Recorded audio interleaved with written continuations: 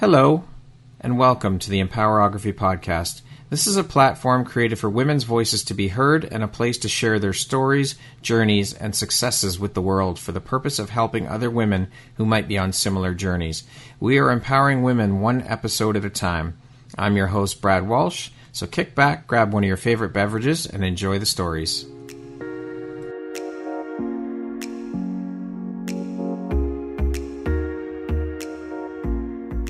If you're looking for jewelry that makes an impact on your self-care routine and your style, Empowerography would love to offer you a discount code to one of our exclusive partners, Quartz & Canary Jewelry and Wellness Company.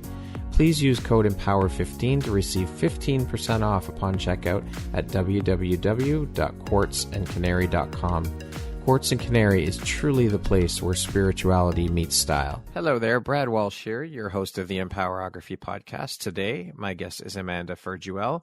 She is a serial entrepreneur, a performer, an author, and a podcast host. Welcome, Amanda. How are you doing today? I'm doing so well. Thank you for having me on the show. Thank you for taking and making the time to be here with me today. I am so looking forward to jumping in and sharing and learning a bit more about you, the work you do, your journey, all of the things, Amanda. So let's jump right in. As I mentioned, you are all of those things as well as, and last but certainly not least, a mother. That is one hell of a lot of hats you're wearing and quite an extensive resume you have. So first of all, how on earth do you find the time for all of this? And how do you prioritize, and how important is prioritization and organization to you? Oh my, it's everything. Organization and prioritization is literally everything in my life.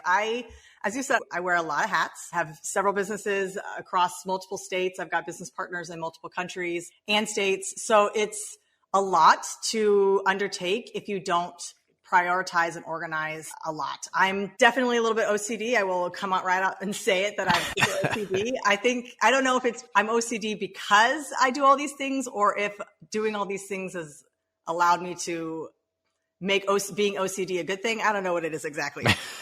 And I would say that prioritization shifted a lot when I became a mother, for sure. Right. Before it was, I would go all out, all hours of the day. I would work 15, 16-hour days because I enjoyed it. And then I would take, a month off, and then I would there was no sense of, I have to put somebody else first because you're inherently selfish when you're in your 20s, for sure. Yeah, absolutely. And I was going all the time because I was able to. And then when I had my son, I had to shift the way I saw my work priorities and my life priorities. And for me, I am quite the workaholic. I genuinely enjoy working. And I always joke that even if I won the lottery tomorrow and won like $400 million, I would still work because I love doing it. I love what I do. So I don't think I could ever not work. And with that being said, because I want to have family be an important part of my life, I do have to prioritize. And one of the things I do every single day, even if it's mentally and not actually physically writing it down, is I make a priority for my following day. So before I go to sleep at night, I pick the top 3 things that I need to get done. Yeah. And whether that's something with my son, something,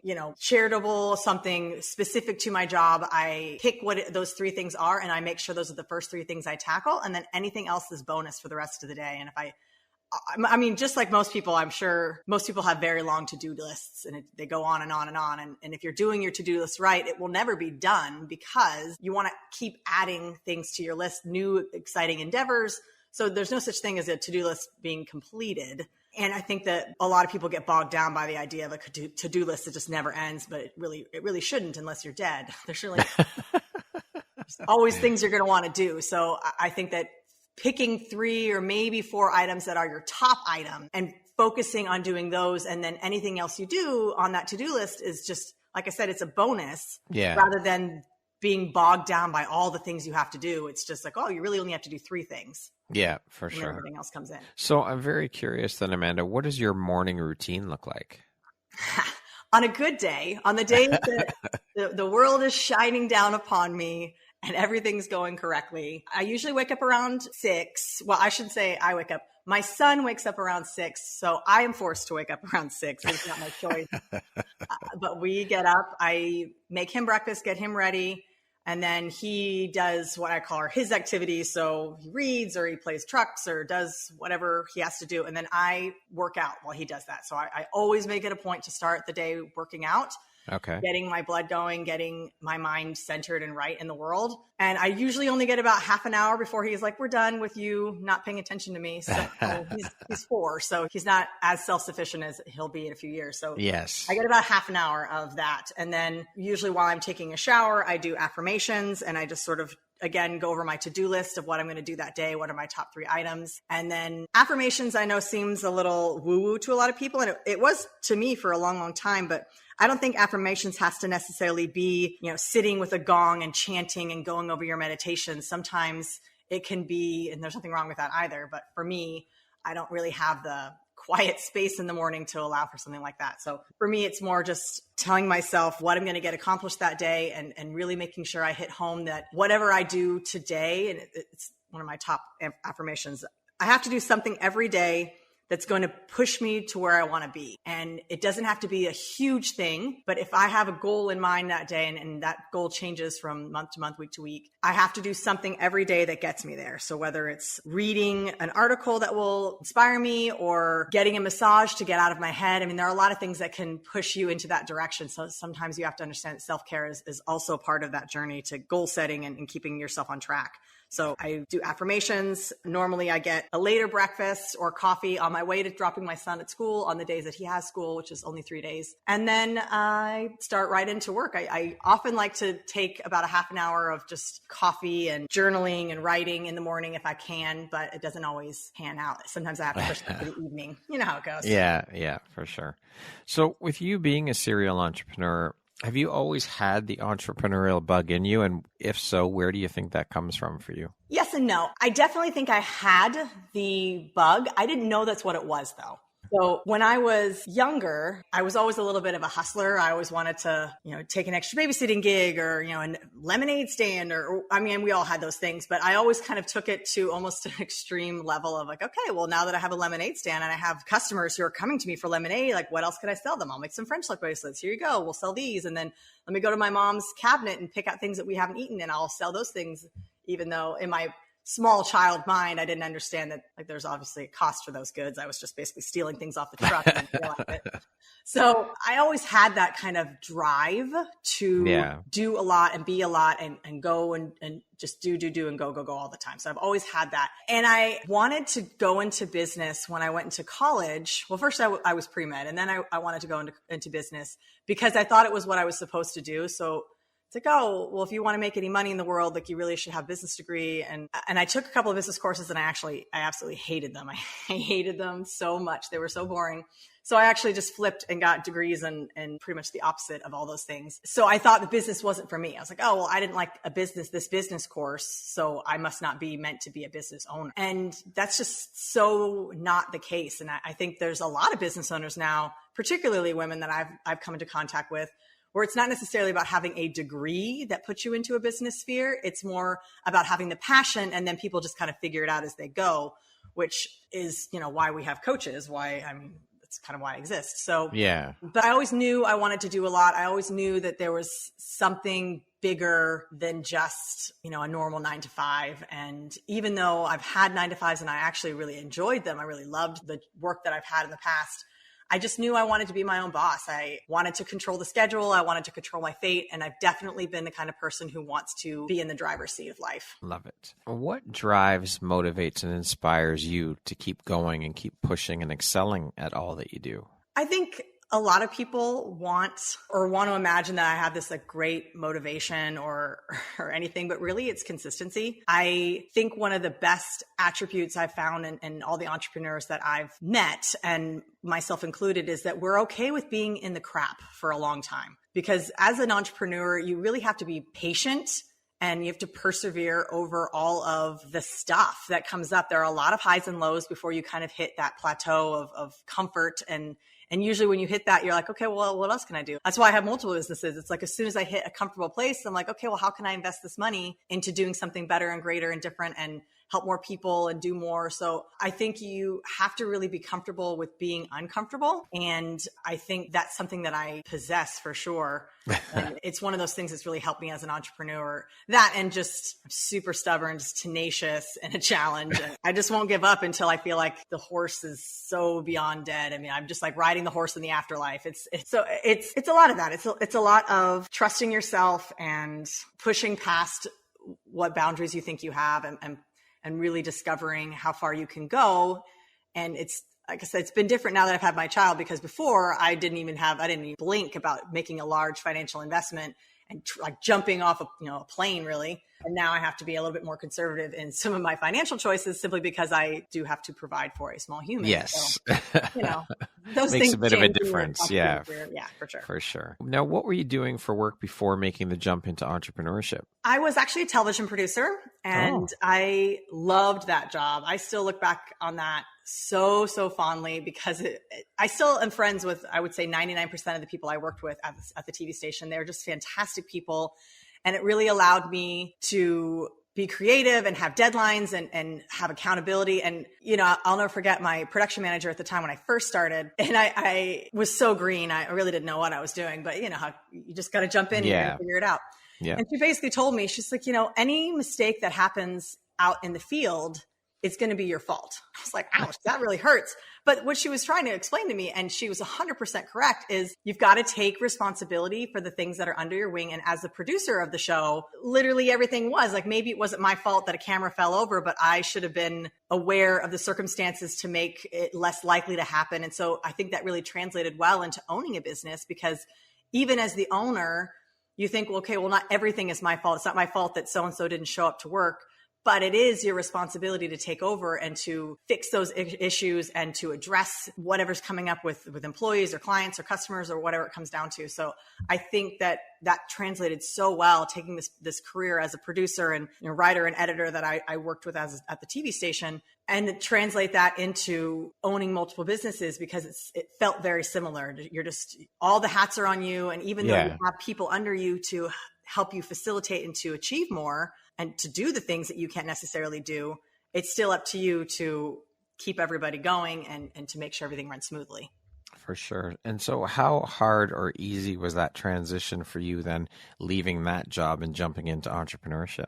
It was, well, I mean, I talk about this in my book, but the reason I left that job was not because I necessarily wanted to be an entrepreneur. It was that I got really, really mad and I was in my 20s and I'm like, fine, I'm leaving. I'm taking my ball and I'm going home. Basically, exactly. I was such a toddler about it. And there were reasons that, pushed me over the edge after working there. But it was, for all intents and purposes, I probably could have stayed, I probably could still be working there. It was a great place to work. And because I had that anger and fire at the time, it felt really easy to transition. I'm like, it's sink or swim. I mean, I didn't have a backup plan. I had savings, but not extensive savings. I was on my own even then. So it felt scary in that I didn't have a safety net and I was all fired up. So I was going to make it work no matter what. And obviously I did. So there you go. Yes. I think that being so angry at the time in my 20s and just all the passion and none of the sense made it very easy to make that transition for sure. Okay.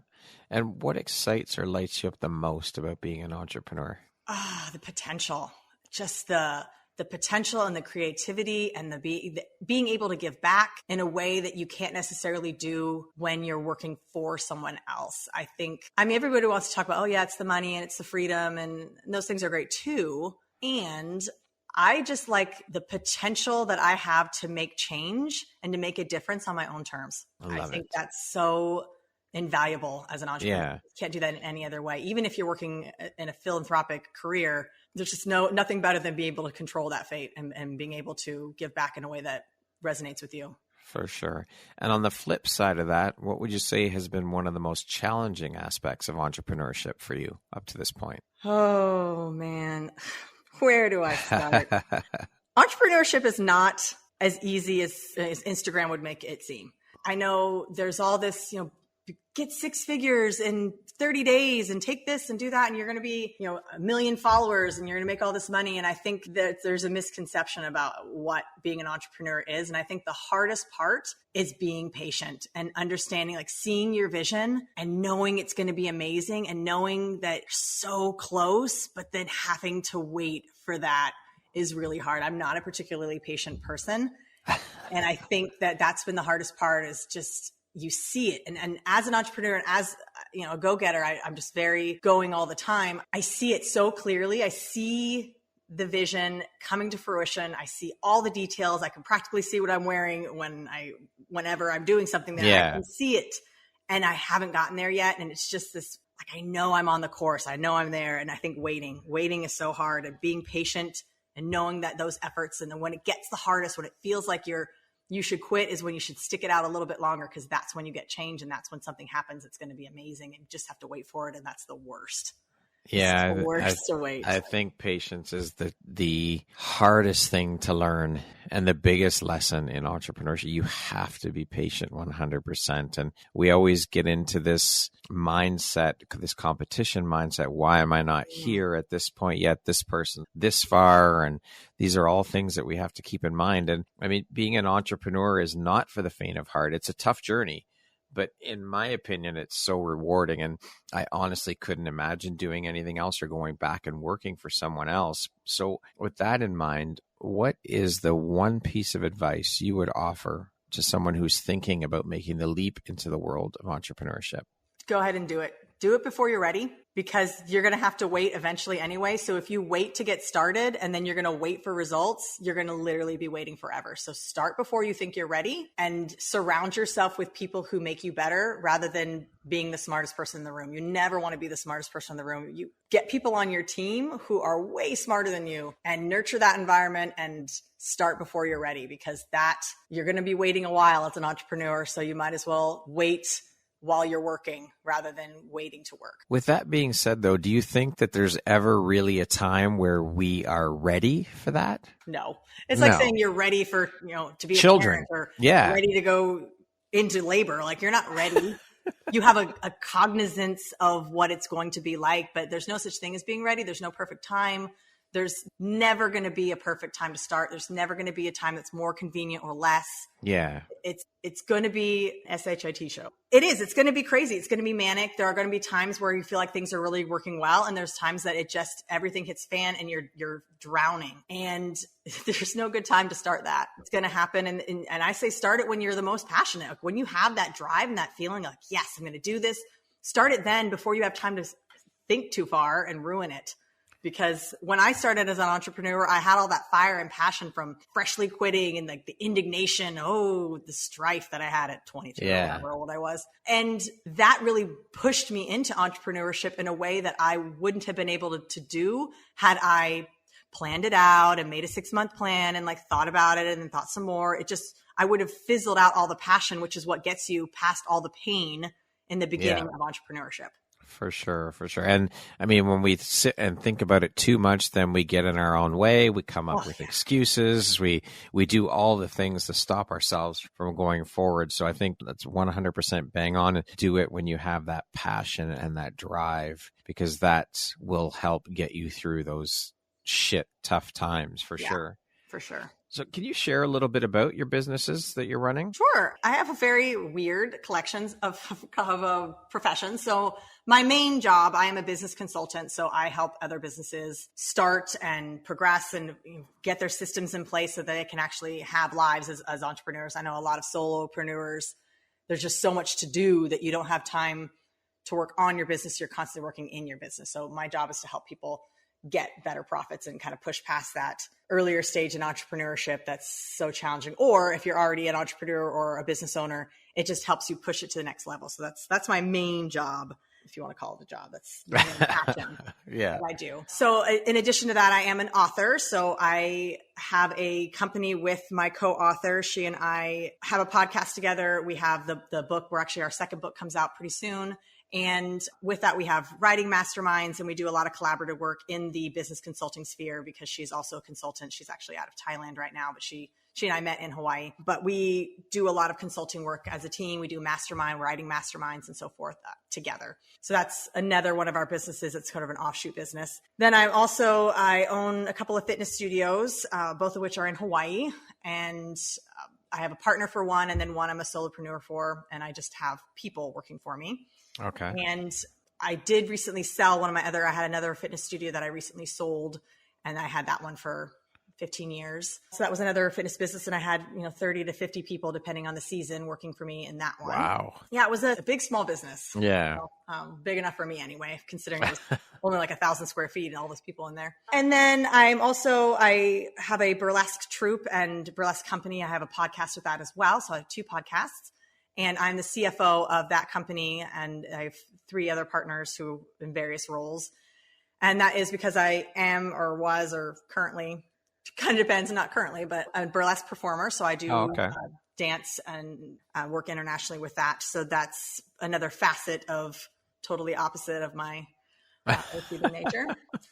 Then I also have a clothing brand line. So I sell an online store that sells, sarcastic shirts and products, just a very dark, sarcastic clothing company. And yeah, just lots of randomness. I just sold, when I moved here, back to the mainland, I sold my commercial fishing business. So that one sold.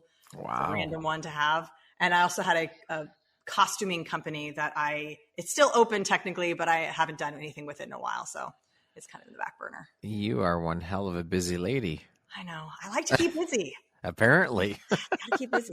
What are your thoughts on the landscape of entrepreneurship and women-run businesses in terms of how it's evolved and how it's continuing to shift and evolve? It's definitely changed a lot. Even in the last 10 years, it's changed significantly.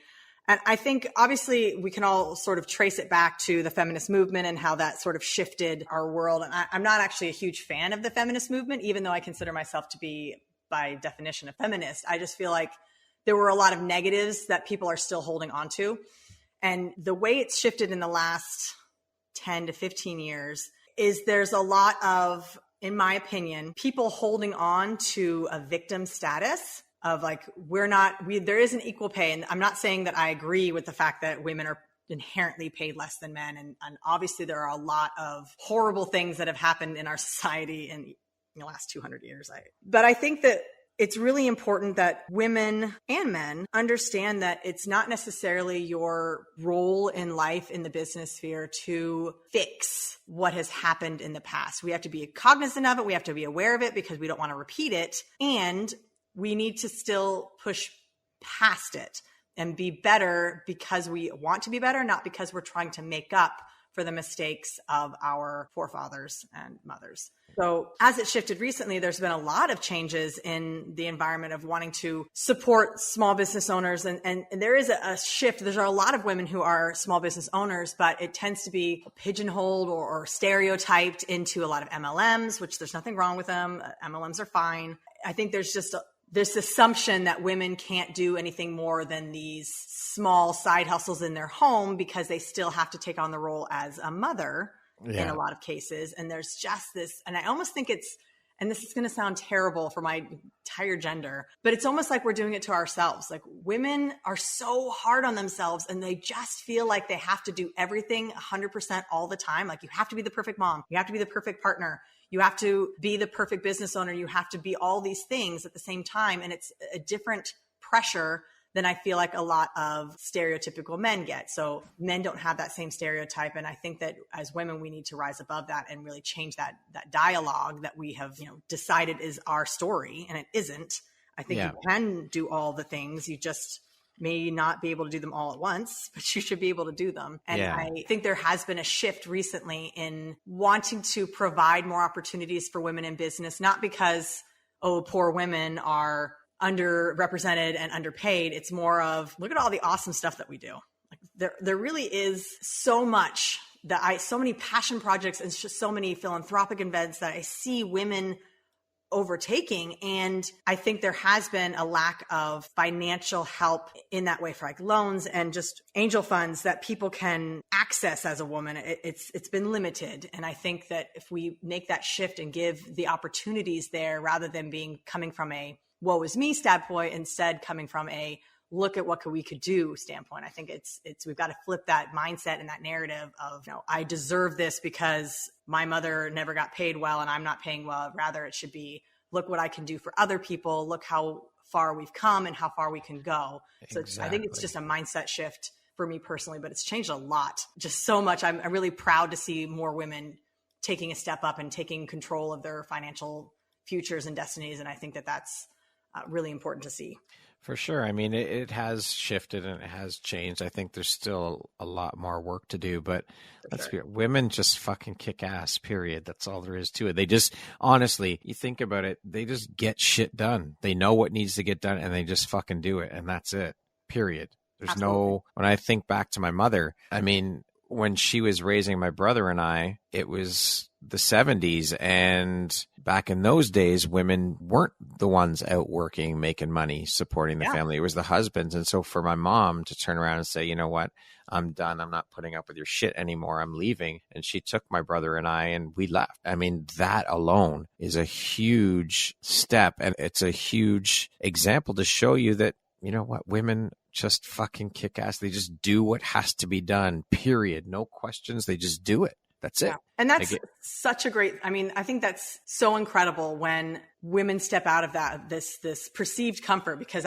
particularly in the 70s, my God, you just didn't do that. Like you didn't leave your husband. You didn't have kids out of wedlock. Like it was such a taboo thing, even up into the 70s. And I mean, honestly, when I got pregnant, I still had a bit of that like in my head of like, oh my God, I'm like an unwed mother. Oh, what is the world going to think of me? Yeah. It was so crazy because obviously it wasn't that long ago. It was in 2018. So, but it's still it's ingrained. I mean, it's just years of that being the narrative and years of that being like, oh, you're never going to succeed. And it actually kind of pushed me even further. I'm like, well, there you go. Prove you wrong. And I think that's so, I mean, I'm so impressed with your mom because at that time it was just, nobody was doing that. And I mean, people were doing it obviously, but it was very rare. I mean, it was 1980 when she left, but I mean, just for the fact that she just did it, you know, and it's just a huge testament to what women are capable of and what women can do. And it's, you know, overcome. Yeah, it's huge. Women, like I said, women just get shit done and that's it. So I think that, you know, the shift has happened. I don't think it's happening quick enough. Fact. But at least there is, like, the needle is moving, which is good. Yes. So what advice do you have for women looking to grow either their own business or within, say, maybe they're not entrepreneurs, but they work within a company? What advice do you have for women looking to grow their business or within the company they work for? Don't let anybody dull your shine. If you want to do something, do it. You are enough. You absolutely can do it. There's nothing you can't do. And all those little thoughts in your head are just that. They're in your head. And even if it's coming directly out of somebody else's mouth, if that person isn't paying your rent, then what does it matter? Even if they are, if they're that mean to you, maybe they shouldn't be paying your rent anymore. I think there's just so much. One of the number one things I see with my female clients is this imposter syndrome. Like, I don't know if I'm good enough and I don't know if I can make it. And maybe I'm not cut out to be an entrepreneur. And the fact is, women are cut out to be anything they want to be. It is a tough world in entrepreneurship. It is a tough world as a business owner. It is a tough world working as a woman in a male-dominated industry. It is tough just being a woman in a woman industry. I mean, there's women are incredibly resilient and incredibly talented, and you just have to want it, and you just have to believe in yourself, because that mindset, I know it's such a woo-woo concept, and I never thought I would be like, yay, mindset, because I always have been considered kind of a pessimistic viewpoint or a realistic viewpoint. And really, when it comes down to it, mindset is everything, because if you believe that you can do it and you understand that every stumbling block that you hit is just a way to get you stronger, a lesson that you can learn. It will change how you deal with anything in your work, and whether it's a daily 9 to 5 scenario or if it's owning a business, it will change everything. You just have to believe that you can do it and then push past all that negative thought, because you're your own worst enemy. 100%. If anybody's going to put you down, it's going to be yourself. And you just have to remember that you would never talk to your friends that way. So why do you talk to yourself that way? Exactly. Push past. For sure. I mean, we are our own worst critics. We are our own worst enemies. It's bad enough that we have to deal with the external noise from other people and all of that bullshit. But the worst part is the internal noise, those internal demons that we have to deal with and fight and get rid of. I mean, that's the hardest part for sure. Absolutely. What would you say are the top 3 skills needed to be a successful entrepreneur? I think first and foremost, like I said before, you have to be okay with being uncomfortable. You have to persevere. It's not an overnight thing. So knowing from the start that it's going to take work, and everybody wants to be this instant overnight success. It's quite like the perpetuation right now in our society is this instant gratification. And I think that the number one thing as an entrepreneur is just to cultivate that patience and understand that it's not going to happen overnight. If it does, amazing, stoked for you. And something will come up later and it won't be overnight anymore. So all the overnight successes I've ever seen had a lot of work behind them. The 5-year overnight success. Yeah, exactly. The 5, 10-year, 20-year overnight success. So there's more to it. So I think number one, perseverance and being able to just stick it out through the highs and the lows, because you're going to have both. No matter how good of a business owner you are, there'll be both. Then I think mindset is really super high on the list, because you've got to have that growth and abundance mindset, or everything, even the best situation, will start to creep in those negative thoughts and you'll start to doubt yourself. And that's where imposter syndrome comes in a bit more. And I think it's really important as an entrepreneur to foster that sense of abundance, that there is enough for everybody. There's always going to be somebody worse than you, somebody better than you, but you've got to get off that competition mindset, because you're never going to hit success if your scale of success is based on competition. So you got to let that competition go and just live in that abundant mindset. So abundant mindset, persevering and getting it through. And I do believe, and I know people aren't going to like this, but I think you do have to have strategy and organization, because particularly as a solopreneur, but even if you have a lot of people under you, there is just a lot of hats to wear, and you want to make sure you're putting the right hat on for the right job. And it's if you don't have any systems in place, you can go for a very long time without any systems and with just sort of winging it, as it were. But you want something to be scalable, to be repeatable, to something you can delegate. And in order to do that and to get more done in less time and really work on that productivity and efficiency, you've got to set systems in place, and you've got to find some organization. And that doesn't necessarily have to be the OCD way that I do things. There's, 2 + 2 is 4, but so is 1 + 3. So it's just got to be what works for you and what kind of organization. Even if it's organized chaos, there's got to be something that you can show a repetition and show so that you can scale and make it sustainable beyond you. Because I think owning a business isn't just what you can do for yourself, it's what legacy you're going to leave. So the idea is that you want to be able to pass that business off to somebody else and have it continue after you. And that's going to take some kind of system set in place. What would you say is the most entrepreneurial thing about you? Just chutzpah, just tenacious, go-getter, unstoppable, all the time go. I think that's a very improper sentence. That's okay. I think that the most entrepreneurial thing about me is the drive. I want it. And I think that's gotten me past a lot of times. They certainly got me through COVID when my businesses were closing and my sole goal was, yes, to keep the business open, but also to keep my employees for sure funded and living. So there was a lot of that. And I think that just the drive and the willingness and just the stubborn resistance to failure pushed me past it. So love it.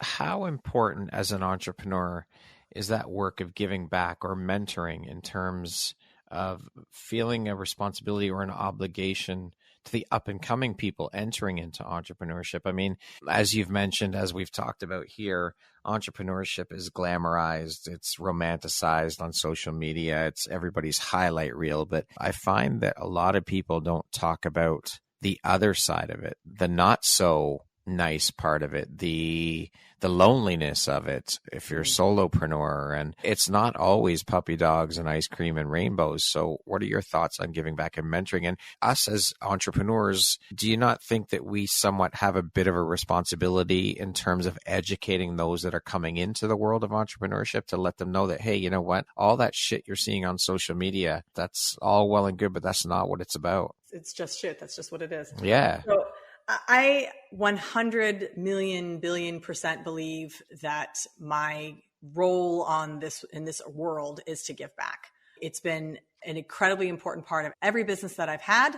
There's always been an element of charitable contributions, charitable events, giving back as much as humanly possible, both locally and internationally. From an overall broad perspective, philanthropy is the reason why we're here. Giving back and helping others is the reason why we're here. And I'm not going to get all philosophical on it because I don't have the actual answer. But for me, giving back is the reason I'm here. It's my purpose is to help other people one way or another.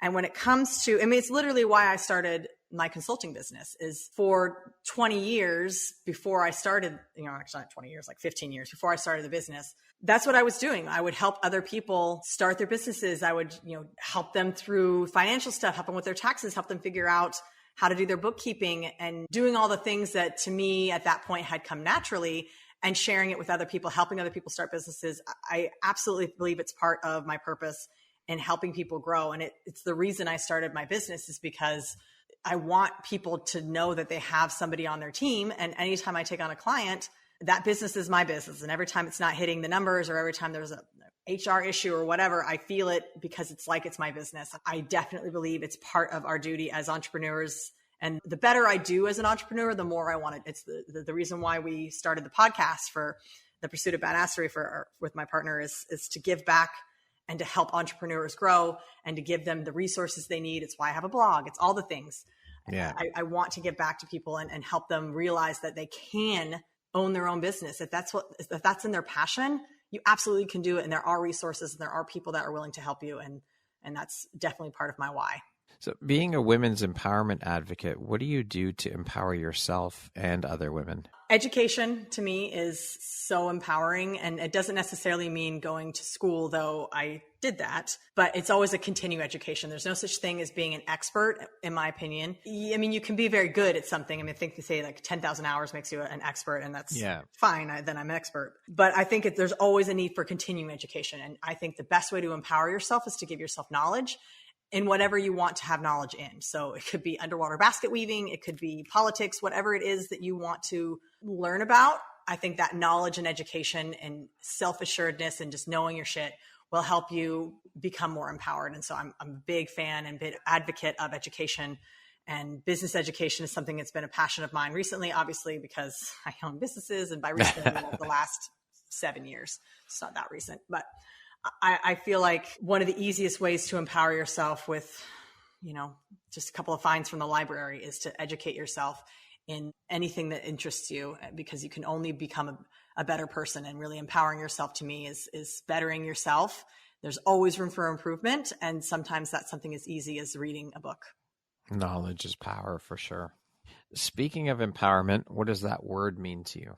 Being empowered or feeling empowered is projecting the best side of yourself. And it is showing people that you are sufficient in your ideals and your beliefs, that you stand alone as a person, and that you don't need anybody else to validate who you are. I think being empowered means it's an inner strength that you're letting loose. It's not just perceived strength. It is definitely deep inside you, and that you are showing it to other people and helping to cultivate that in other people. Now, as you just alluded to, and as I mentioned off the top, you're a podcast host. Can you tell us a bit more about the podcast, the title, the subject matter? Is it interview style, solo, mix? So I have two podcasts. Right. One is called Burlesque Moms. Okay. And I have with the C-suite of my company who are on this podcast. And we have done interviews, but we also just do the four of us or sometimes two of us speaking on a subject. And the purpose of that podcast is really to talk about this dichotomy between the performer lifestyle and motherhood, and like the day to day, and how those things intersect and dissect. So it's been a really fun one, because it's much more along the creative side of just this glamorous perception of what a performer is and the less glamorous perception of what being a mom is. So it's a lot of fun to sit down with these ladies and sort of talk about our day to day, like between like sequins and trucks. So it's been a fun, sequins and potty training. So it's a very diverse subject. But we do occasionally have guests on, and we talk about different things from the performance side of things and women's empowerment to some extent. And actually there's a lot about body positivity on that, because there is, there's the whole mom bod culture. Yeah. Never being able to get your body back. And that we do a lot of body positivity work in that podcast. Okay. And then the second podcast I have is The Pursuit of Badassery, the podcast. And that's a business podcast about entrepreneurship. And we tackle all the topics that we feel are important for entrepreneurs to learn as they're on their journey. So like we're saying, mindset, delegation, organization, systems and processes. I mean, it's not very glamorous in that way but my co-host and we're funny people. We're funny. We're fun to listen to, but it's talking more about the things that really helped us and like our tips and tricks on getting through the doldrum and into a profitable business, and how we can rise above those common challenges that you have as an entrepreneur. So that one's all about entrepreneurship, and it's an offshoot of our book of just trying to teach and share and give back to people who are on this entrepreneurial journey. Love it. Amanda, what do you think your unique skill set or superpower is that's helped you become successful? This is going to come as, well, no surprise for people who know me, but surprise for people who don't know me. And it's actually my negativity. And okay. I know that seems weird, but hear me out. So I'm really, one of my strengths in my business and when I work with anybody else is seeing the potential for negatives and fixing them before they happen. So I'm able to problem solve before the problem arises. Okay. And I think setting yourself up, and again, it's a systems thing. So you're setting your systems up and you're setting your organization up to avoid the common mistakes that are going to come up.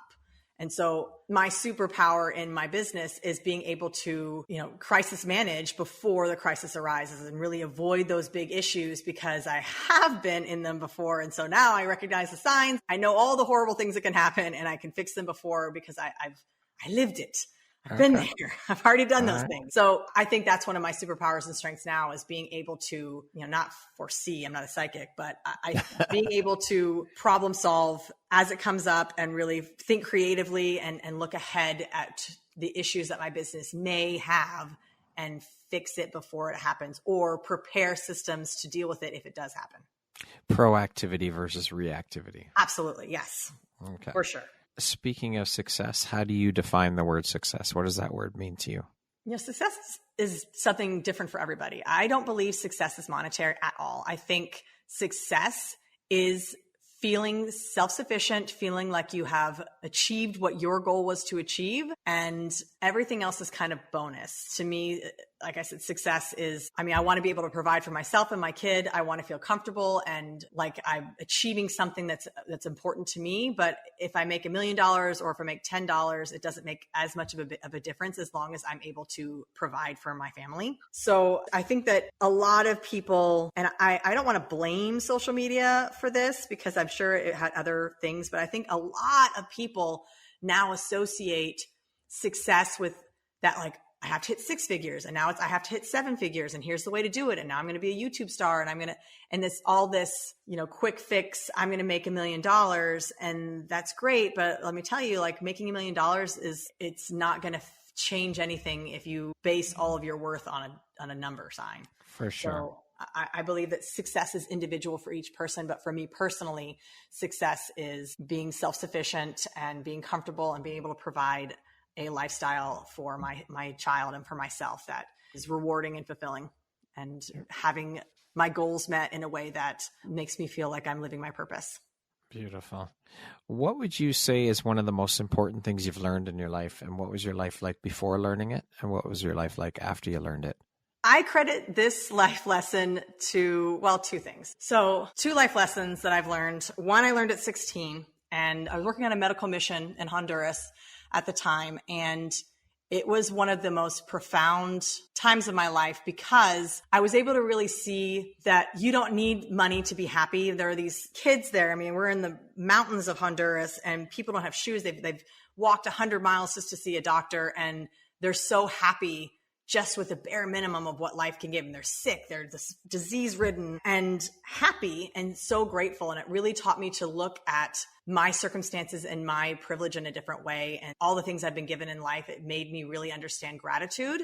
And it really made me understand that there's always someone who has something worse than you. And there's always a reason to be happy with where you are.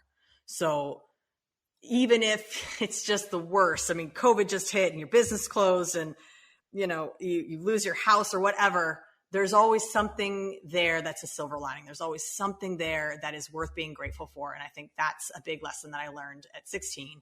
And then later in life, when I moved to Hawaii, I learned that not everybody's out to get you. You don't have to be mean about being an entrepreneur. I mean, there's a lot of like this New York mentality, DC, like cutthroat, I'm going to get my way and stomp on anybody that I need to. And so I definitely learned to rely on people in a different way and to trust people. And that's always been a hard thing for me because I am such a do it myself. If you want something done right, do it yourself kind of girl. It's kind of how I was raised. So moving to Hawaii really taught me that you have to rely on other people. You're on an island in the middle of nowhere, and that there are good people and they do want to help you and they are genuine. And it can't be all about you. You've got to make it about other people. And I know it feels like the fastest way to the top is to step on everybody as you go, but it doesn't work out that way in the end. Like there's always going to be somebody who's trying to climb over you. And so it's better to help each other than to fight each other. And I think it really fostered this idea of we all go up together. Yeah. And it's a collaborative, it's part of that abundance of, I don't need to fight my way to the top because we can all work together and both get there. For sure. That model of stepping on people will always come back to bite you in the ass, and it will never end well. I think business, a friend of mine says this all the time, we are not meant to do business alone. It's all about supporting one another and collaborating and connecting and community and all of those things. That's what business is about. That's how we get further. There's more than enough work to go around for everybody, no matter what genre you work in, no matter what type of work you're doing. There's more than enough work to go around for everyone. Absolutely. Amanda, how would you like to be remembered? I want to be badass. I'll be remembered as, well, I want my family and particularly my son to remember me as somebody who worked hard for other people, that I owned my businesses and I worked for myself, but I want them to really feel like I made a difference and that it mattered that I was here.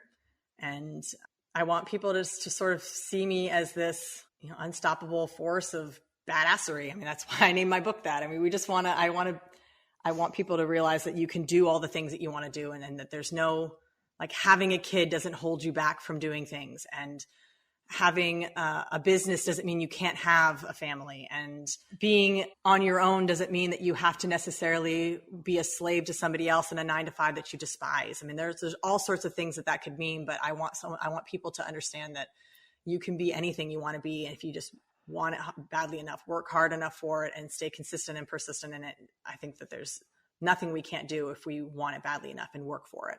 For sure. And I think that's an important lesson that we need to instill in our children from a very, very young age, that they can accomplish anything and they can do anything in this life. They just have to work for it. Yes. And believe in themselves. Yes, absolutely. Who in your life has had the biggest impact on you and why? I think my parents have. I was very fortunate to grow up my parents are still married after 50 something years, and they were very different. My mother was very nurturing and my father was very much just a go-getter examiner and kind of that typical patriarch, Italian family. And I think because my parents were very adamant that we understand the value of dollar, they didn't give us everything. We didn't get a car at 16, which is, I'm not saying there's anything wrong with people giving their kids cars at 16. That's great. And, I had to pay for my education.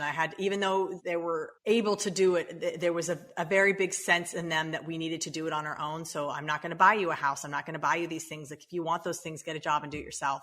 And I think at the time when I was like 15-year-old me, it was all like miffed about my parents don't love me because they didn't me. But now as an adult, and even before I had my child, I realized how important it was that they instilled that work ethic in me from a very young age. I mean, I think that the first time we had a discussion about college education I was probably 10.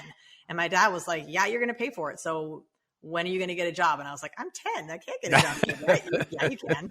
You can babysit. And so I started babysitting like at 11. And so I think, and saving and instilling in me that importance of saving and understanding money beyond just like, here's a credit card. It was like, here's how you balance a checkbook. And I think that he had this profound effect on how I see work, and the work ethic that I have is 100% because of my father, and understanding that you're not going to get handed things in life just because of for any reason.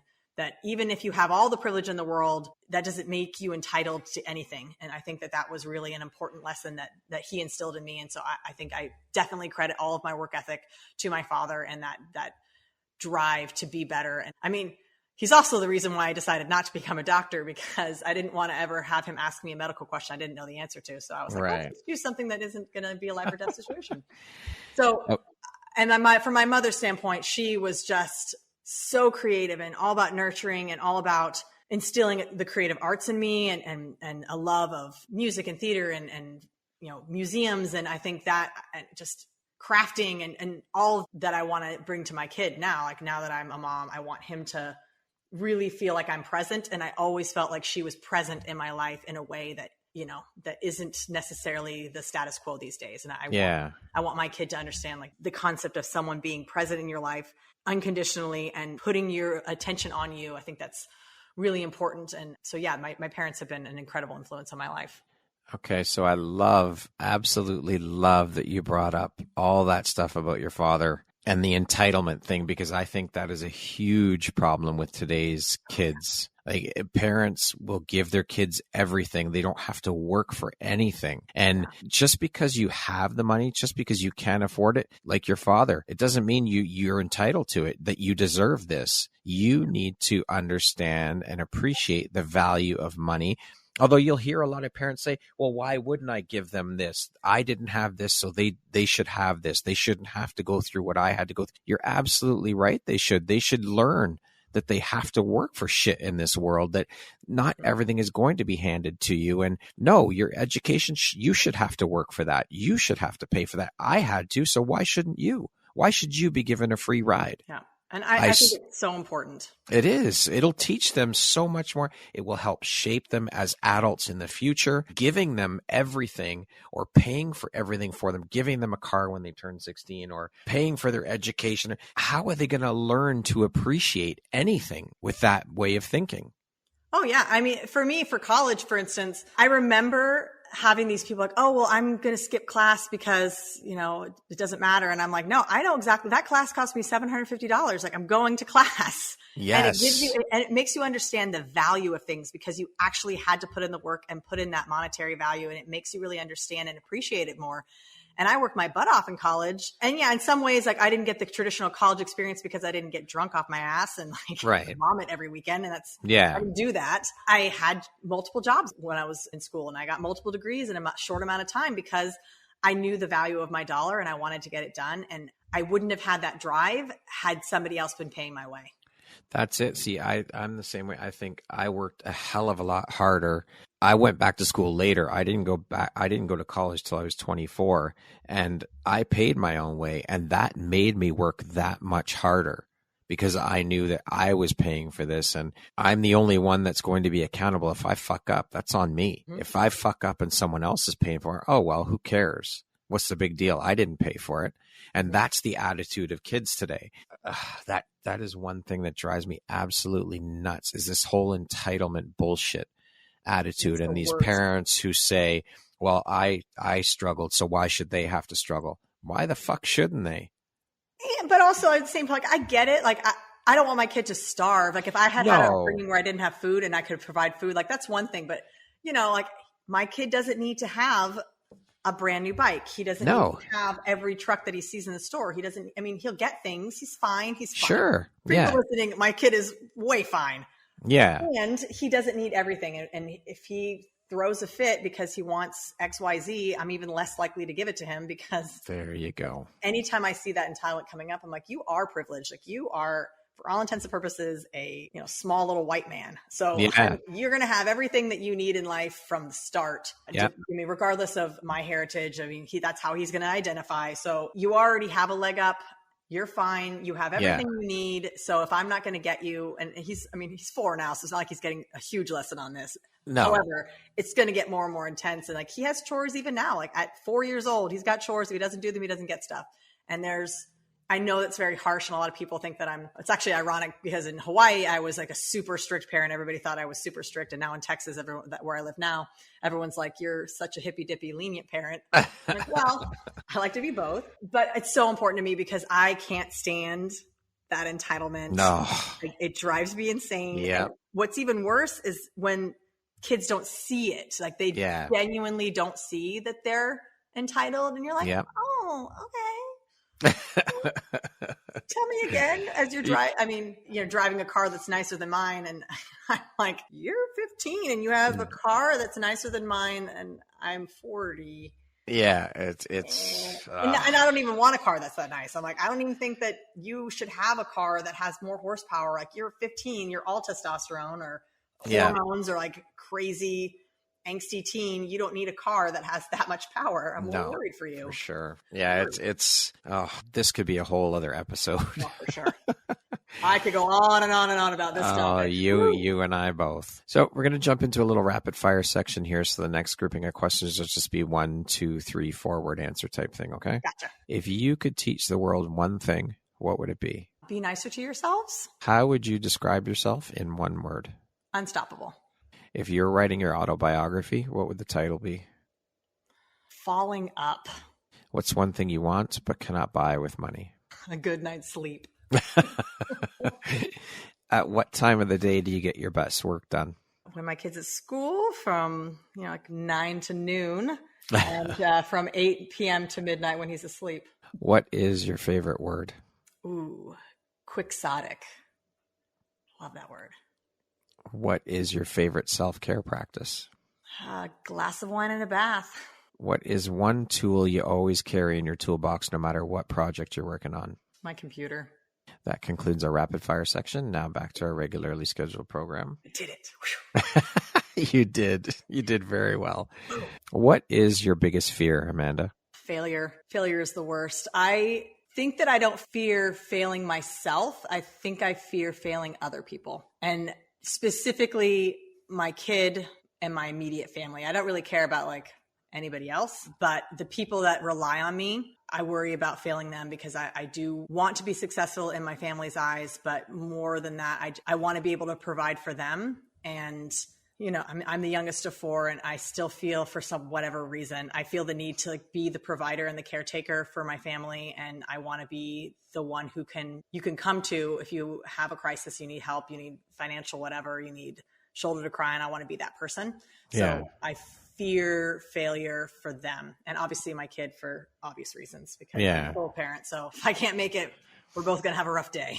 Yeah, for sure. What is one lesson your work has taught you that you think everyone should learn at some point in their life? There aren't any mistakes. There really are not mistakes. That I think we get so bogged down and like, oh, I messed up. But I just don't see mistakes as being a real thing. I think it's the perception you have of them and the action you take after a mistake. So, I mean, arguably, obviously mistakes exist. And if you screw up, it's not the fact that you screwed up because everyone's going to screw up sometime in your life. Like, everybody's going to make mistakes. So that is just part of being human, but it's what you do after that matters. So you can't wallow in that. You've got to see the opportunity, even when it feels like the shit has hit the fan and that everything is going against you and that your world is crumbling. And I'm not saying there aren't times when like things are crumbling, because there are times. I'm well aware personally of those times. And it's all about the action you take afterwards. And I think that that's something I wish I had known way longer ago is, your world is not defined by your mistakes. It's not defined by your situation and circumstances, that you can rise above that. And it's all based on the action steps that you take once those negative things happen. And I think that's so important to learn. And I wish I had learned it 37 years ago. Excellent advice. Thank you for sharing. What is something surprising that you've learned about yourself over the past year?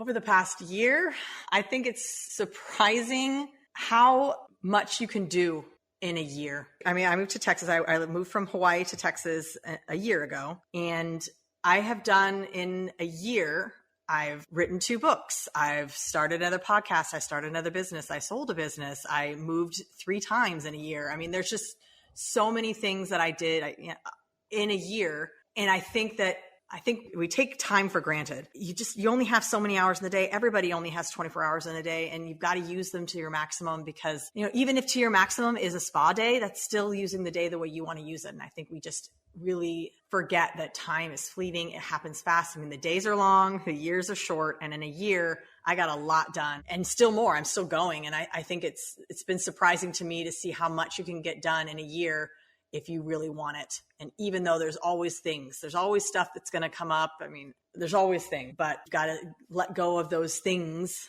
whatever your excuse you're going to make, and know that you can get anything done if you really want to, and you prioritize it and you make time for it. You can do anything. Kudos to you for doing that and for realizing that. Amanda, if you had the opportunity to sit down and have a 1-hour conversation with one woman, any woman in the world, who would it be and why? God, this is such a hard question. That's the worst, best question.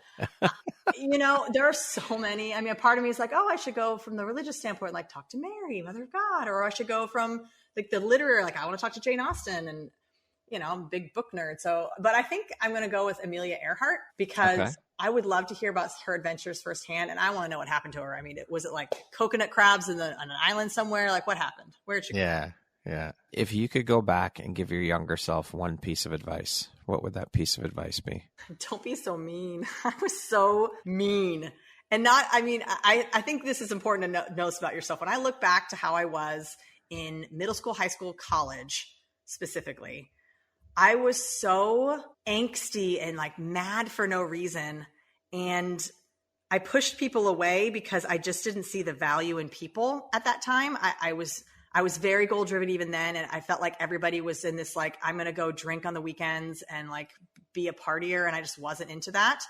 And I didn't find people that I could relate to. And I think if I could go back, I would just tell my younger self, like, you don't have to project that on everybody else. That's your issue. That's not everybody else's issue. And you can be nice and still hate people at the same time. Like, you don't have to be, I'm not saying, I was a little bit mean. I was a little aggressive. That has come out. It's like the number one descriptor people give me is that I'm intimidating. But at that time, I was intimidating in a way that almost seems sinister. If I look back at it, I'm like, wow, I was like, if goth had been a thing, I probably would have been goth back then. It was not a thing when I was younger. I don't think my parents would have allowed it, let alone entertain that. But I think I was just very angsty and not sure of how to handle emotions. And we moved a lot when I was a kid. So I really never had friends, because it was like every 6 months to 2 years I was moving. And so I didn't really handle that transition. I mean, I was, resilient, and I was able to travel and move on really quickly from an academic standpoint and from a general well-being standpoint. But I think that I didn't handle people well back when I was younger. So I think I would just say, like, be nicer. You don't have to show it on your face when you don't like somebody. Lastly, if you were to deliver your last 30-second speech to the world, your tribe, your corner of the world, your people, what would that last 30 seconds sound like? What words of wisdom would you impart? Now, this depends on what the situation is. So if this is like an apocalyptic thing, I would be going down in a blaze of glory, and I would be riling the troops, even though I knew it was a lost cause. If this were like a deathbed scenario, it would be all about love. It would be about, how proud I am of my family, how much love I have for them, and how much I respect them and know that they're going to do amazing things without me, etc. So it really depends on the situation there, because I'd go down in a fiery glory if I had to. Well, let's say the love situation. Amanda, thank you so much for being here today and sharing in your journey. It's been an absolute pleasure having you on the show. I've enjoyed every minute of our conversation. You are an absolute incredible inspiration to women, to men, to everybody. Thank you so much for all that you do and for sharing a bit about your story and your journey with us here today. I'm honored to have you as a member of the Empowerography community. I am honored to be a guest here. Thank you so much. Once again, my name is Brad Walsh, host of your Empowerography podcast. My guest today has been Amanda Furgiuele. She is a serial entrepreneur, a performer, an author, a podcast host, and last but certainly not least, a mother. Thank you so much, Amanda. It's been an absolute pleasure. I hope you have a wonderful rest of the day.